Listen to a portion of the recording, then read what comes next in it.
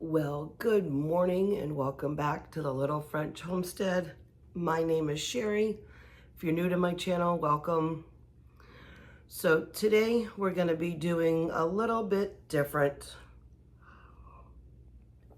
It's still going to be fun and simple, but a lot of you have asked a whole bunch of questions and I try to answer them as best I can on the channel, but kind of want to do a quick Q&A. I'm going to answer some of the most asked questions, and then I threw in a few of my own just to make sure that, oh no, we got some kitties. We got some kitties maybe attacking some kitties. We got to be careful. So then I've also too have provided a little bit of information as well on some things. So let's go ahead and just dig right in. Go ahead, sit back, relax, grab yourself some tea, coffee, or whatever hot beverage that you like to enjoy, and let's get going on it. So I do have my my paper right here, so I will be looking down a little bit at this time frame, just so I can make sure I answer the questions, the questions that are asked. I get it right. So someone had asked, and some of these questions have been piling up for 2 years, so it's just not like recent stuff. It's been over the last couple years. One of the questions was, what made me decide to make a YouTube channel? Well, that is kind of a funny subject because I really don't like the camera. I really don't.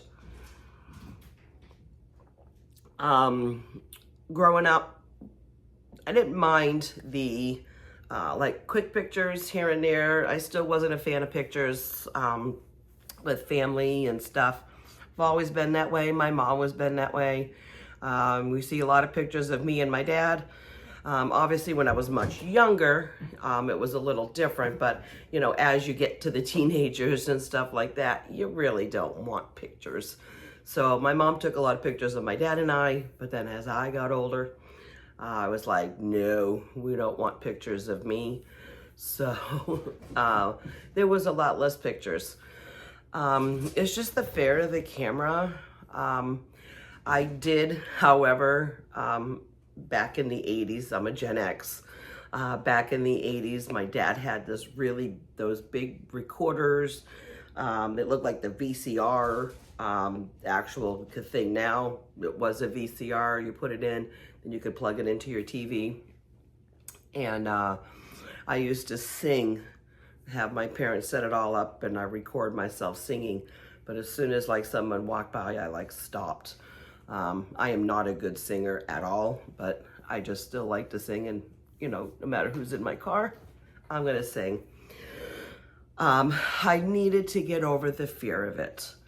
I was watching YouTube back in 2016 and 17 and 18, and I'm like, this would be really cool. I could do something of a homestead, because I didn't really see that many. And I'm like, well, I'll wait till we get to Florida, because we were moving in a year in 2018. And I'm like, well, I'll go ahead and do a channel down here, about all sorts of things. And 2020 hit. And unlike a lot of you, maybe some viewers, that the whole world kind of shut down. For my job at that time, because I worked in a warehouse, we were go, go, go. So we were hiring, we were working 24/7. And so it was kind of hard to get anything off. Once it kind of slowed down, it was a little bit better. And I was just like, I've got to get over my fear. So I started the channel.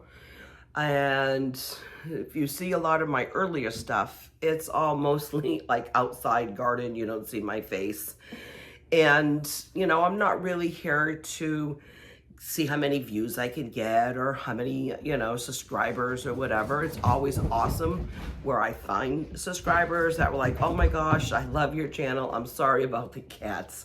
They are jumping around having a blast.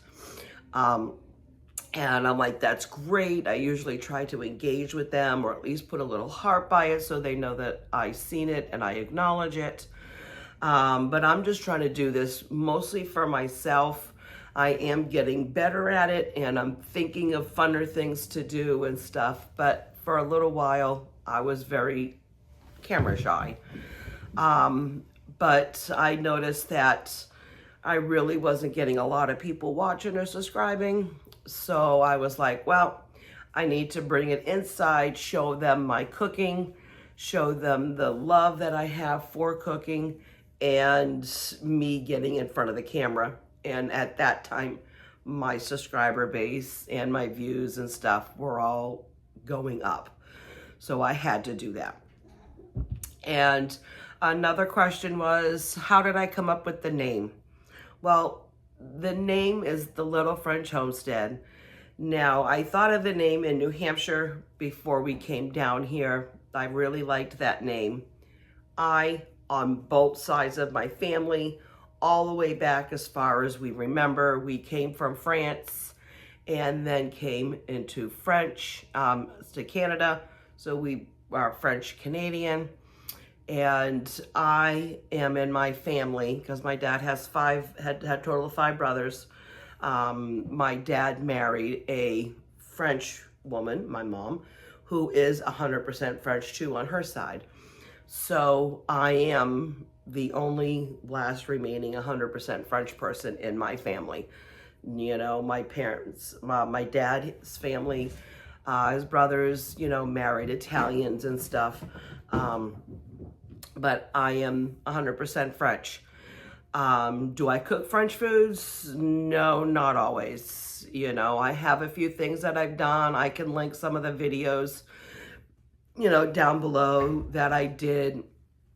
Like I think one time for our honeymoon, for our anniversary, I mean, I made a traditional French dish, but I don't cook always in French. You know, I don't. I mean, I make French onion soup, but, you know, who doesn't? And,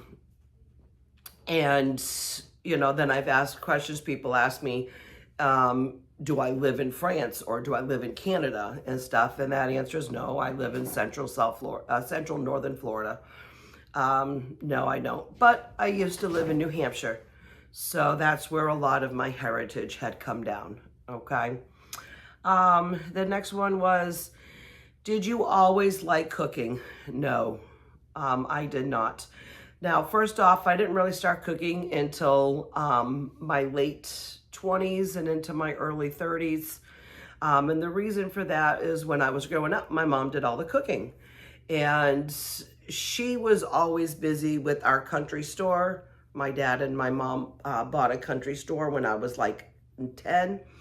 And she did all the cooking. Obviously, I was at school. And growing up with that, her and my dad moved to Florida. Because as our family, we've always lived between either we lived in New Hampshire, but we've always traveled to Florida.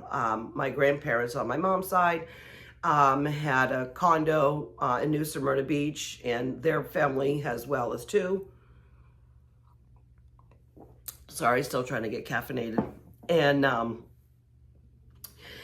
I used to fly down quite often for vacations and summer stuff, winter stuff, I mean. So, I mean, I've always kind of been back and forth from New Hampshire to Florida visiting. And one year we had decided to go to the Florida Keys. My parents went the year before me. Then I went the next year with them. And they said that as soon as I graduate, they're moving down. They're tired of New Hampshire. And I said, great. Well, then they left. Well, then I had about a year where I did have to try to figure out cooking on my own, which really wasn't a very good thing. I did buy a lot of frozen stuff and, you know, enjoyed it that way.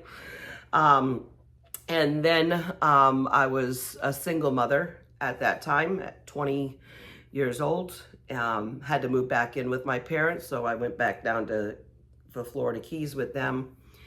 And again, when I lived with them, she did all the cooking. Now, don't get me wrong, I did dishes and stuff like that, but she did all the cooking. It wasn't until I moved out a few years later that I had to kind of figure out how to cook on my own. I'm not saying she never taught me, but I mean, that wasn't a thing at that time frame, you know, because she was working still again at a different job. So I kind of had to figure it out along on my own. She had some recipes that I borrowed, and then the rest I kind of figured out. And, you know, it wasn't then until I had moved back to New Hampshire after they had, and I met my husband, and we had our kids, and that's when I was like, I need to learn to really cook. And I did. And at that time, I was still trying to find myself cooking-wise. And then when we had the twins, I'm like, food is so expensive. I need to go ahead and try to find an easier alternative. And that's when I was like, or someone mentioned to me, you know, you could go ahead and make your own food, you know, baby food. And I was like, like a light bulb went off, like ding, ding, ding, ding. So I was like, great. This new like farm stand opened up in our area, and they were selling produce that was fresh. They were like softball size, you know, or like grapefruit size, summer sweet potatoes, very inexpensive. You know, carrots and green beans, all the stuff that you do. And I would take it all home and I would cook it all the way it was supposed to be cooked. And then I properly took care of it into little small containers. And that's what my kids ate off of. I do have to say, be careful. Their nose will get orange. I did a lot of sweet potatoes, a lot of carrots, and their nose got a little red, a little orange. So I had to back off on that. I forgot what it's called, but when you feed them, you know, children or even yourself, so much of one color, you know, the nose got a little red, but, and that's then how I started off. And then with my mom, I did end up having a catering business up in New Hampshire as well. And then she really taught me more, how to cook, like proper temperatures and everything like that. So Mom, if you are watching this, thank you so much for all that information. My next question is, what type of food do I like to cook? Well, I do like to cook, try to experiment with all different types of foods. Now in New Hampshire, we had this really great, amazing Chinese food place that was 30 minutes down the way. And when we worked in that town, we would sometimes bring home Chinese food. Here, there really isn't anyone. My parents have tried finding, I have tried finding. The only one that we can kind of do is about 30 to 45 minutes away, like in the opposite direction, and nobody goes that way really. And it's a buffet style, but when we get there like at 11 o'clock, we try to get fresh right from the grill right there.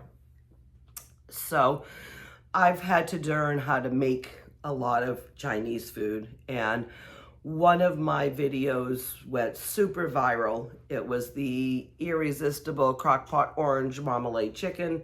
I will link the video for you up over here so you can go ahead and see that one.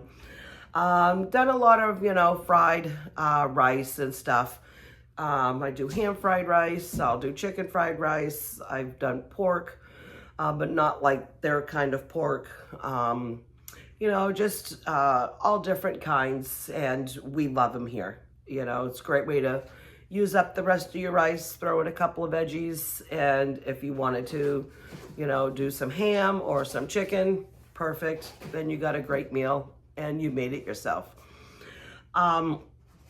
But mostly after that, I usually try to cook a lot of simple items, regular stuff that you guys probably cook, you know, like shepherd's pie or a meatloaf.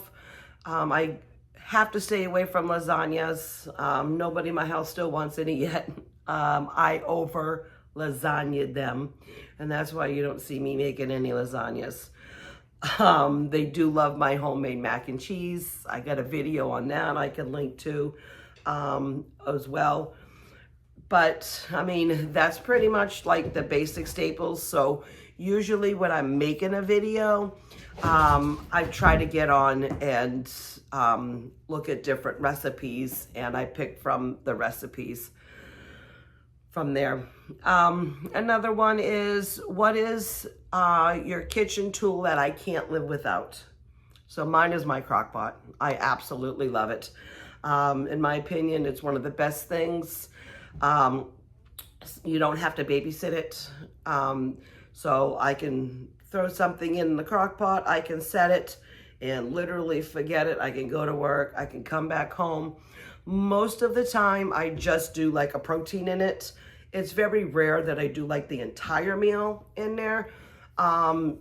Just because sometimes we don't always, you know, a lot of these are like rice and chickens or stuff like that. A lot of it's dump and go, but you still kind of got to babysit it. And, you know, if I'm coming home, you know, it's 6 o'clock, my husband has to leave at 5:30. So sometimes I can't always ask him to say, hey, why don't you throw that block of cream cheese in and, you know, mix it in, turn it all up. So I just try to stay with the proteins on that side. And then, you know, I can do some rice or, you know, some veggies or something like that, or a quick salad. And I will already have that all taken care of. So all he got to do is heat it all up for himself, you know, and to go. But I love my crock pot. That is like the best thing ever invented. Alrighty, and my next question was, how do I come up with some of my recipes and some videos for the channel? Well, this was a really good one. I had to think for a little bit, but a lot of the recipes come off Pinterest. I do look at Instagram. Sometimes your Facebook reel or something like that can pop in. The Facebook reel, talking about that, was a lot of the like healthy snacks idea. So I was able to get all off on that. What I had to do is take a picture of the recipe and then write it down, take a picture of the recipe and then write it down. I did that a lot. I'm sorry. We have a kitten. Well, she's a little older than that now, but she's about 8, maybe 9 months old. And she is just having a blast running around and getting the other 2 cats to get involved. I got one right here staring at her, and I got another one on the dining room table staring at her, and she just runs, and sometimes they run after her. So sorry about that. But that's pretty much what it is. Sometimes my mom will show me a recipe and I'll go, ooh, I will look at that one. There's a bunch of recipes that I do still want to cook, but I have not yet. But it's all up here and written down somewhere. So I will go ahead and use those recipes as well. We do have some family recipes that were handed down from my grandmother and stuff on my mom's side. So we'll be doing some of those as well. All right, the next question is, what is my go-to quick and easy dinner? That is so simple. Everybody in the house loves it. It's called this brown sugar chicken thigh recipe. It's really those 5 ingredients. Very simple. Brown sugar, chicken thighs. You can do breast, but thighs are better for it. Garlic, salt, pepper. 5 ingredients. I did another video on that one. I can link that down if I don't put it up over here. I just usually make some rice and some canned veggies with it, or a salad if I have the salad. That's quick and easy. The crock pot, takes care of it, does a great job. And then usually what I do after that is once then it fully cooks, I take them out very carefully. I've already got now my oven preset for 500 on broil, and I just take them and I set them right there on top. We are a family who really love the crispy skins on them. So we'll put that in there, and once that the chicken gets in there, those brown sugars start to crystallize a little bit better and gives it a really nice crisp. Everybody loves that. Sometimes I have to make that at least once a week. So again, that's why I don't always show the videos of making stuff, because sometimes for us it's just on a quick little repeat. But yes, that is one of our favorite dinners. So what are my tips and tricks for some beginners, for cooking, beginners? So some of the simple tricks that I have is mostly try to become a better chef. So I'm gonna say the way that I would have liked to have been taught. No offense to anybody, my mom or anybody else out there that I've like watched your videos on. But if I was to try to do a little something better, I would have, so one of the big things, bless her heart, Chef Ann Burrell, one of my favorite TV chefs, she always said, have your mise en place in place. Always, always, always. And of course, I didn't really know what that was.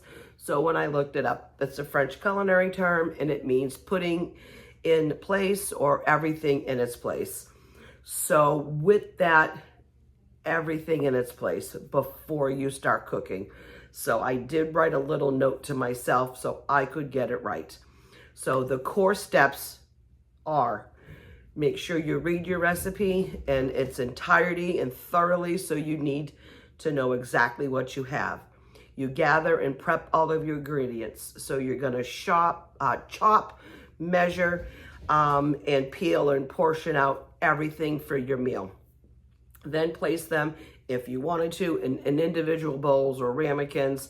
Sometimes you see me, I have a paper plate, because I will reuse that paper plate usually for like my dinner.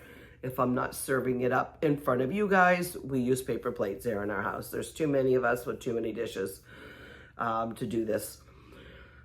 So what I'll do is I'll throw them on a paper plate, or I'll just leave them on the cutting board or something like that. I'm okay with that. It doesn't have to be all these individual bowls, but that's what it suggests. And then you want to assemble, so you're going to be setting out all of your pans, your utensils, your measuring tools, and mixing bowls. You want to arrange then your prep station. You want to prep your ingredients near your workstation in order to where the recipe will be used. There are sometimes I do that, especially when I'm filming some of my videos. If I don't always keep them in order, you'll see me when I do some of my rice videos where I will be making rice, and I'll have my, like a rice-a-roni mix. I will have my stuff all arranged in what order I pick from. That's just me. I also do have OCD in the kitchen. I like, seriously, everything in its place, organized, and that's how I've always been. You can set your kitchen to whatever organized chaos that you enjoy, but it is easier when you're cooking, because the recipe sometimes can go very fast, and if you're not ready, you got to set the pan off to the side or turn the heat down. You don't want nothing to burn. So it is a really great habit to get into, setting everything all up before you prep, even if you get everything all out. I am even that way when I make my homemade mac and cheese.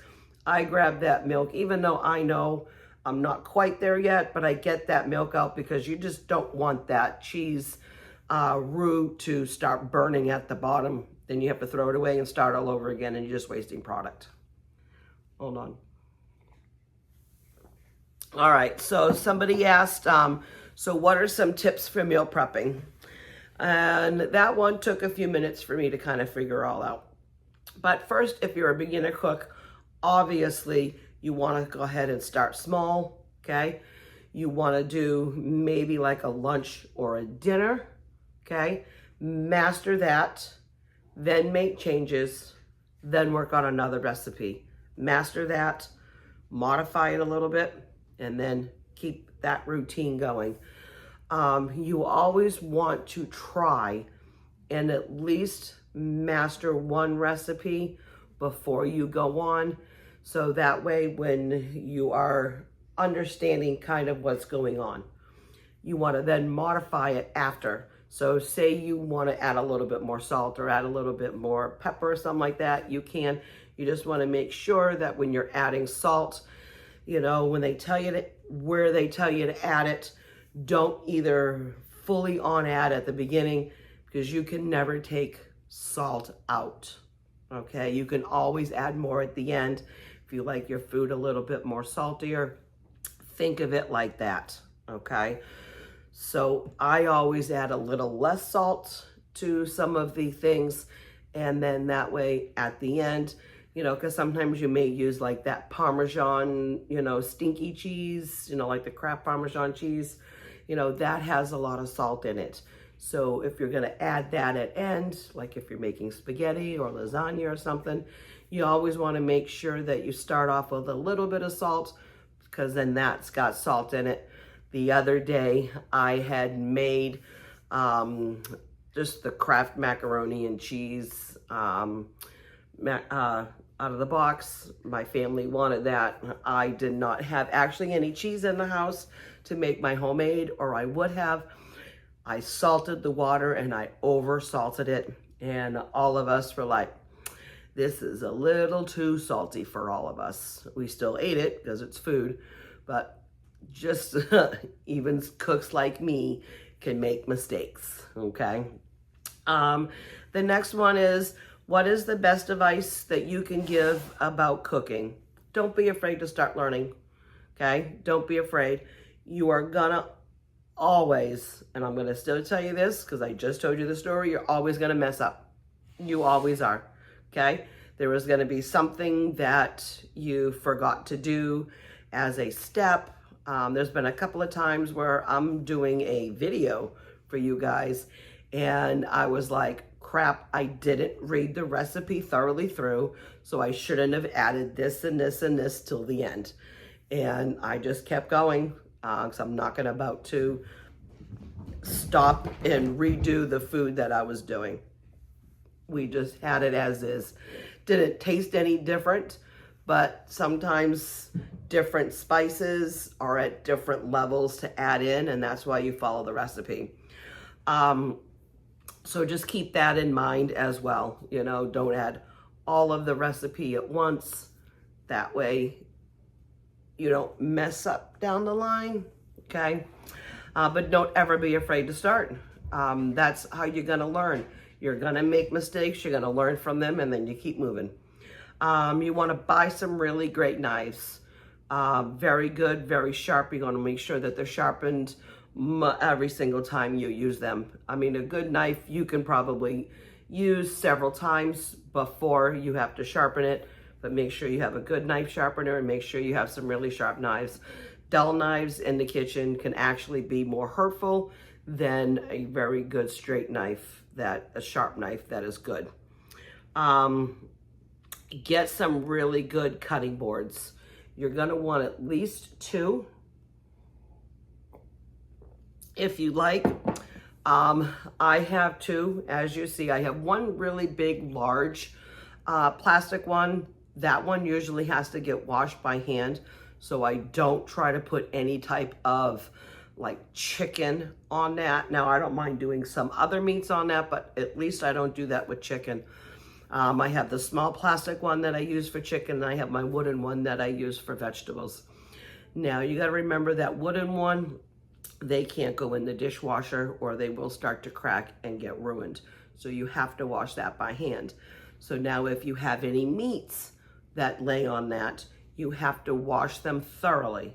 That's why they usually have you use a plastic one a really good heavy duty one for your chicken and other meats, because that way you can throw it in the dishwasher, and that high heat and the high steam and the hot water can help rinse all of the salmonella and everything all out. Okay, for a very beginner cook, always prep your vegetables first, and then you prep your meats. So if you really and truly only have one cutting board and it's a big heavy duty plastic, that's fine, but just make sure you do your raw meat last. Okay, that way you don't cross-contaminate. That's very, very important in the kitchen. And make sure that you also too have thermometers. You want to take those temps, especially if you're beginning. You really have to make sure that chicken is always 165. You don't want to eat raw or pink chicken. That will cause sickness. Okay, so also too, you want to make sure that you place either a damp towel or a damp paper towel underneath your cutting board, so then that way it doesn't slip. Almost about 2 or 3 years ago, one of my cutting boards, I have a different one now, but one of my cutting boards did slip, and I did get a little nick on my finger, and then I remembered to do that. So especially when you start learning how to cook, you always want to make sure that you have something underneath there, cutting board doesn't move, and then you're good to go. Also too, do taste your food as you go. You want to make sure that you are seasoning when you're seasoning, and the seasoning has to be on point, especially if you are combining 2 different ingredients. You want to make sure that you really don't, again, over salt or over season something. It is going to be too powerful. Like if you're going to be adding in, you know, like some cayenne pepper or some red chili flakes or red pepper flakes, you want to make sure that the people you're serving it to can't handle spice. Sometimes you can't always change that. You can add a little bit of sugar to it to help with it, or some dairy products to help with it, depending on what it is.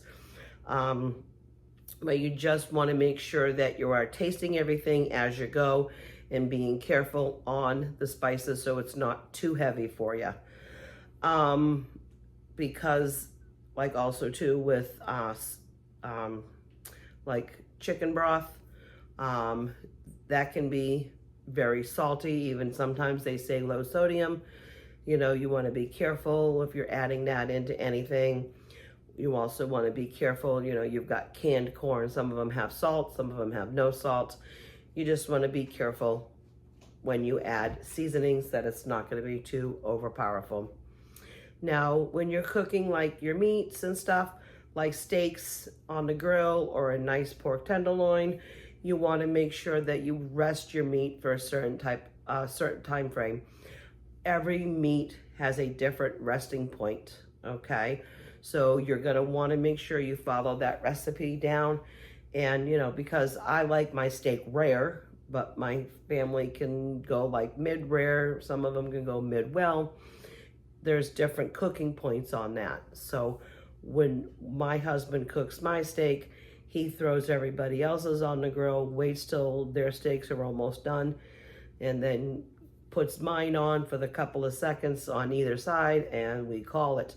But you still want to rest it for the same amount of time, because you are letting those hot edges cool a little bit slightly, so then you can go ahead and get those muscle fibers to really relax and allow that juice to stay inside. You don't want to be cutting your meat as soon as it comes off the grill, because then the juices and everything all come out, and then your steak could be a little tough and a little chewy and dry. So that's what you want to make sure that you rest your meals and stuff.